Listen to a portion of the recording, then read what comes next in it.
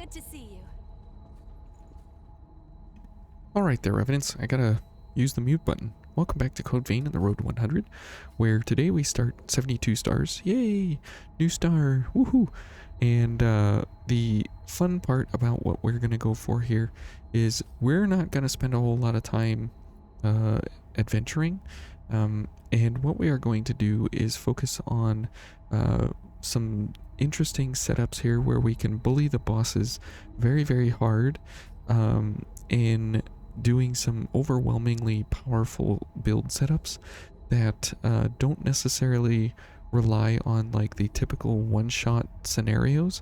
We will pick apart certain parts of each gift or weapon that will relate to kind of a different unorthodox method of actually destroying each of the bosses here in Vein, and we are going to go for some kind of different wacky setups here that you may not have thought about or understood on your first 1 or 2 or 3 playthroughs. For those of you that are more experienced, a lot of this will be a little bit repetitive, but it seems like there's been a lot of new players coming to the scene recently, so I thought it would be a lot of fun to kind of talk about each of the bosses and their weaknesses and stuff to understand how you can build appropriately for each of the different scenarios that you come up against. So for today, we are going to simply speed our way through here, and we are just going to, hop on through here and not really worry about, this is a little too fast for me. We're not going to worry about too many of the enemies because these guys will absolutely fall apart immediately. With anything that we are going to run here. Okay, and let's see if we can just zippity doodah our way through here. Doesn't look like it. Okay, and let's go Eva. Come on. Alright, so there's not much to say about the adventuring here at this point. Simply because when you can start to realize that you can zip through almost the entire game exceptionally fast, just because of the idea here of either running, as you can see how effective running is, but also then when you get the DLC and you're on your second playthrough of the game and you have lightning charge, you are able to completely zoom through everything here, and we might be able to get through here.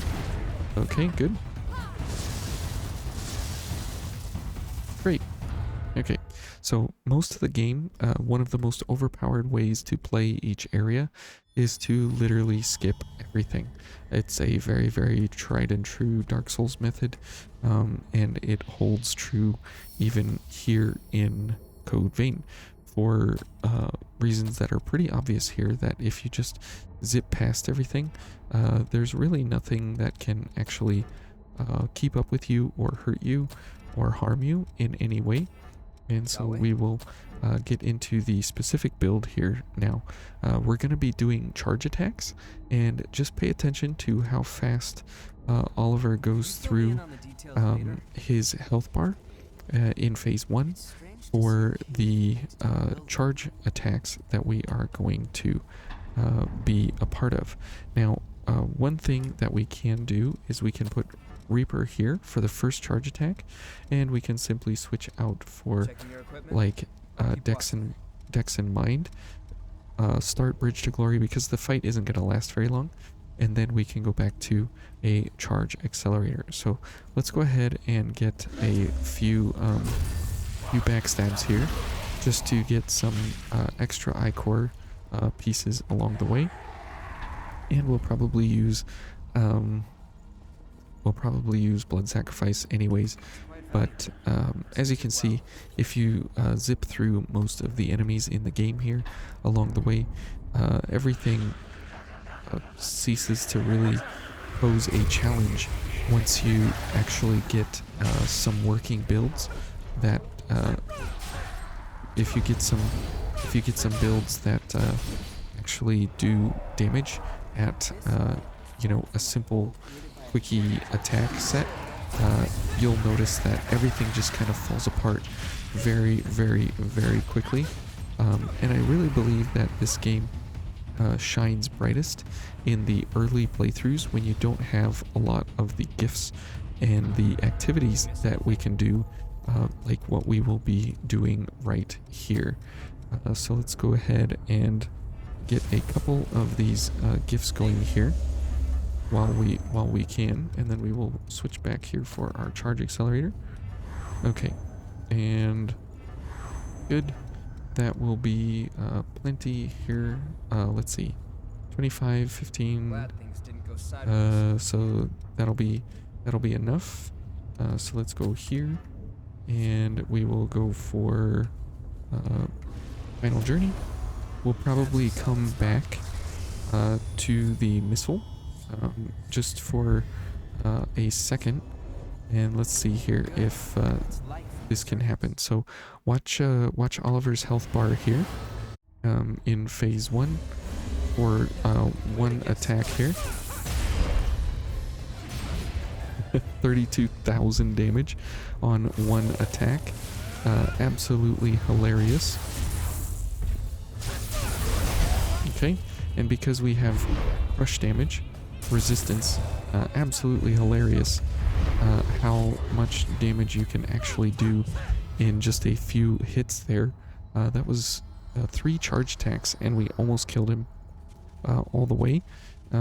Absolutely hilarious how much incredible amounts of damage that you can do when you are paired and built specifically for something like this, and you want to investigate, you know, how do you make a build and how can you make it stronger, and how do you go about you know, making things more and more powerful along the way.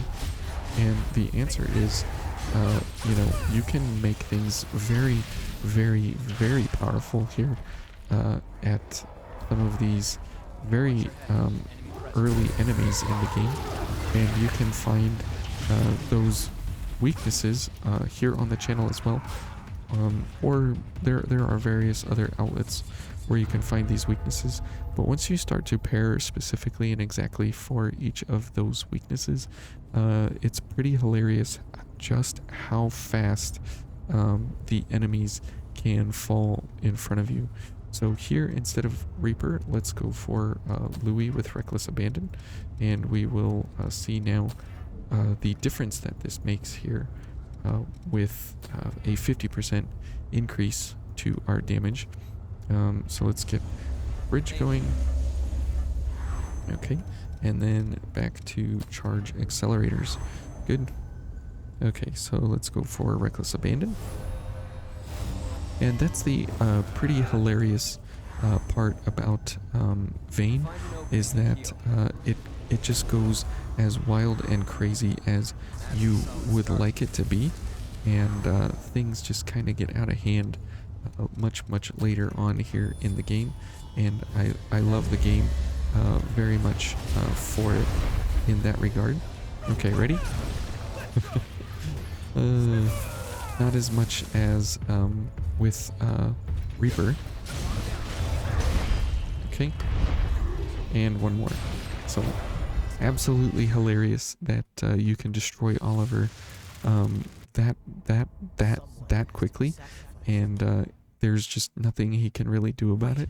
And because you're wearing the Noble Silver, it's the highest crush resistance veil in the game, which is kind of hilarious that it's a very light blood veil, but for crush resistance, for somebody like Oliver, it's absolutely super overpowered in a lot of ways, and you're able to take the hits from Oliver without really any kind of problems or thoughts or worries. So kind of fun there, how to go about really souping up some of these builds that don't rely on like one shots, but just making the follow-up attacks absolutely hilariously strong, in such a way that the fights are almost more satisfying than with a one-shot setup, because you have to just kind of do the thing over and over, and it is kind of like a getting lucky in a sense, but at the same time it does take some coordination because you're not just running in, pushing one button, and the boss disappears. And this is what some of the creativity and building in Vayne actually goes for. So what we are playing to Oliver's weakness here is Pierce, because the charge attack on this Cerulean Spear does pierce damage.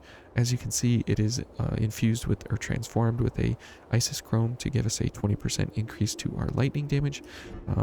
Then we have Bridge to Glory, which is giving us half of our Blood Veil value there in light, and it's adding it to our weapon. So we're getting about 7, almost 650, 675, something like that. And so that brings us up to almost 2,000. And then we have 25% from Overdrive, 10% from Adrenaline, 20% from each of these, so that's another 40% increase to our damage. He has a 25% Pierce Resist weakness, which turns this into a 100% Pierce weakness with Merciless Reaper.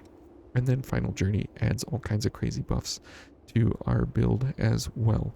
Then we have 20% from Swift Destruction, mixed with Final Journey, and then we have another 20% from Halberd Mastery. So absolutely hilarious here how all of these things play to specifically Oliver's weakness, and you can do almost half of his health on a standard charge attack from a weapon. Absolutely hilarious that we can do that monstrous amounts of damage in just one attack. And so it's just going to get crazier from here on out as we go up against the bosses, and none of them are going to be one shots, but they're all going to be kind of like wild and crazy ways that you can go about engaging with these different bosses with some builds and setups that will kind of be something that we've all kind of seen, just with a small amount of a twist on it. For example, doing a charge attack on the Cerulean Spear. But we've all seen kind of these amounts of buffs stacked onto huge levels of damage with other gifts and setups.